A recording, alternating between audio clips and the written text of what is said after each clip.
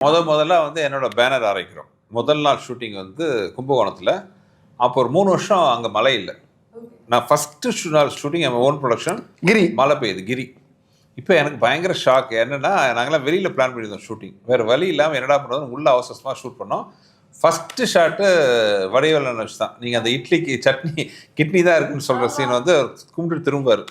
என் பேனரில் வந்து முதல் ஷாட்டு. அப்போ நான் சென்டிமெண்ட்டாக சொன்னேன், நான் முருக பக்தர், முருகர் ஃபோட்டோ கும்பிட்டு திரும்புவார். நான் வந்து சொன்னேன், முருகரை பார்த்துட்டு வடிவேல் திரும்புறாரு, என் பேனர் ஆரம்பிச்சிருங்கன்ட்டு. அது ஆரம்பிச்ச நல்ல நேரம், மோர் தென் 20 years பேனர் நல்லபடியாக போயிட்டுருக்கு. அன்னைக்கு லைட் இல்லாமல் எடுத்த சீன் தான் அந்த அக்கா காமெடி. ஒரே ஒரு பல்ப் மட்டும் தான் இருந்துச்சு. அந்த லைட் சோர்ஸில் எடுத்தது தான் அந்த ஒரு சீன். லைட்டு வெளியில் வெளிச்சது. ஆமாம். உதாரணத்துக்கு ஒன்று சொல்லப்பா, மழையை பற்றி உதாரணத்துக்கு சொல்ல பாருங்க. நேற்று கேஸ்ட் ஆடியோ ஃபங்க்ஷன் காலையில் 1 மணி நேரம் மழை. எப்படி மழை நின்று கொட்டி எடுத்துச்சு. ஆடியோ ஃபங்க்ஷனுக்கு வரவேற்குது.